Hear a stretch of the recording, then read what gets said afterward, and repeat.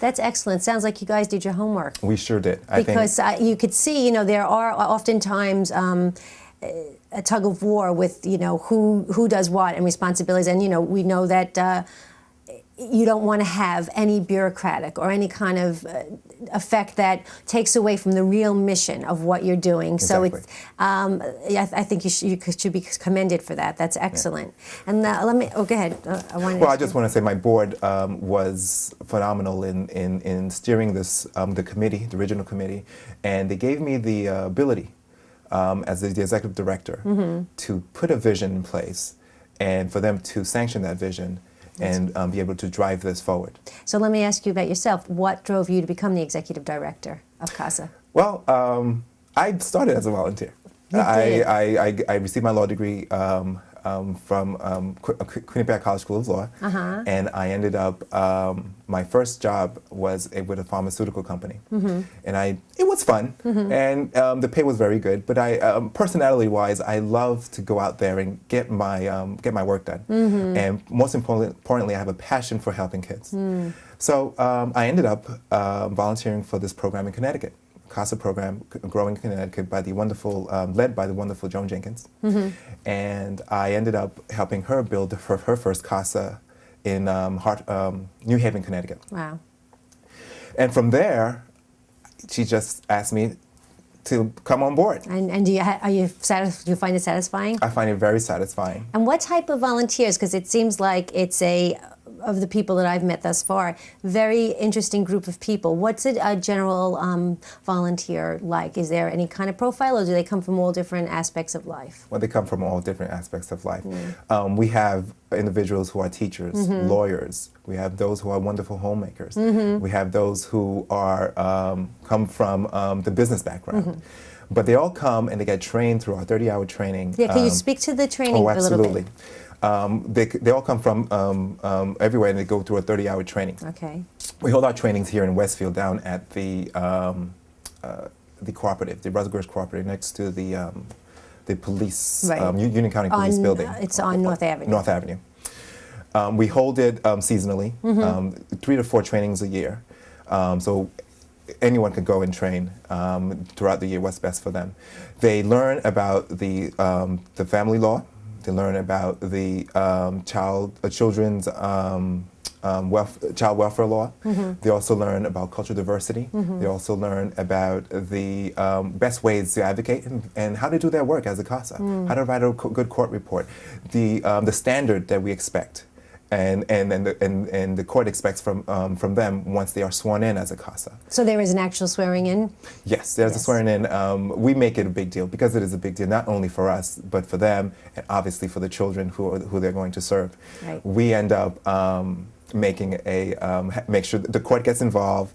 There's a big ceremony at the courthouse. The judges, Judge Spatola, who usually runs our training and one of the big supporters during the steering part of our program, swears in all the CASAs, and she has a personal stake in it. I mean, she sees the benefit that the volunteer has in a child's life. Yeah, I actually had the opportunity. You know, I must confess, I went through the training, and I was sworn in. My sister came to the swearing in, and we had a beautiful lunch afterwards with all of the other CASAs and yourself, and it was a very special day for me. I felt good about what I'm doing, and the judges really, really appreciate, yes, and that was something, because people are volunteering, and but to me that this is one of the best ways you can volunteer your time, and I do know that it's a positive, it's something that makes you feel good about giving of your time, and I know there were men and women both, so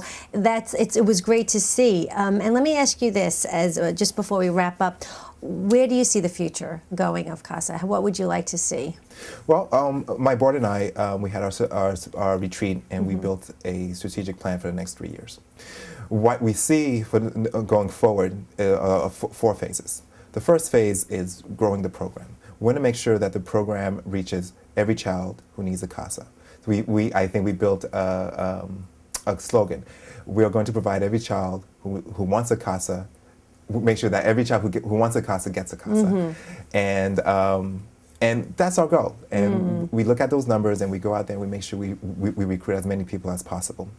Second, we would like to make sure that we raise a lot of funds to make sure that the program is vibrant and we're able to serve those who we wish to serve, and we are able to hire the quality individuals to administer the program. That's number two. The third part is to make sure that we continue to look for a diverse group of individuals. We believe that you can't succeed and run a good program in a vacuum. So you need various types of skill sets and various types of passionate people to be part of this. So we're always recruiting people, not only for the volunteer organization, but to be part of our board. So those are the qualities that we're looking for, and how we're going to how we see the program growing. And your offices are in Elizabeth, right? Yes. And how big is your staff? Currently we have 2 full-time and 3 part-time. Okay. So we're working very hard to grow. But it seems like most of your staff is volunteer. Is that so?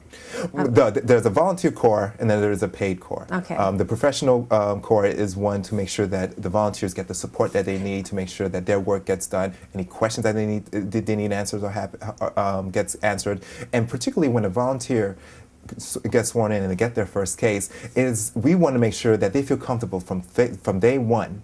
Right. That they're able to do their work. Yes, and that's a good point, because I know it was daunting when I first started the training. I said, "Oh my goodness, am I biting off more than I can chew?" But I can also say that there's a great support, and anytime you have a question, or you can just meet with your supervisor. So exactly, and that's by design. Yeah, well, that's excellent. So I have to thank you, Dominic. It's a pleasure, and you're providing us with some really great information. Yeah. May I say one thing? Yeah, absolutely. In speaking in regards to funds, we are always wanting more funds and building funds. I would like to, if I may, make a shameless plug for our next event. So, sure, please do. Okay, well, our next event is going to be a Vegas night theme wine taster, and it's going to be on May 2nd, 2009. We were fortunate to have Connell Corporation to give us the space for that place, and it's going to be a really fun night. It has become, our fundraisers have become a very much a social event for Union County. Oh, good. So people look forward to that, and I wish to tell your viewers to, if you want to support our program and have a great time in doing so, come out to our next wine tasting, May 2nd, 2009. Great, and we will provide that information and contact information as well.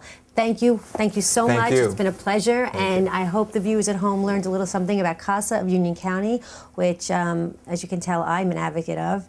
And if you would like to volunteer or learn more about it, please contact CASA of Union County. And this has been Joanne Nealon for Westfield 360. Thank you.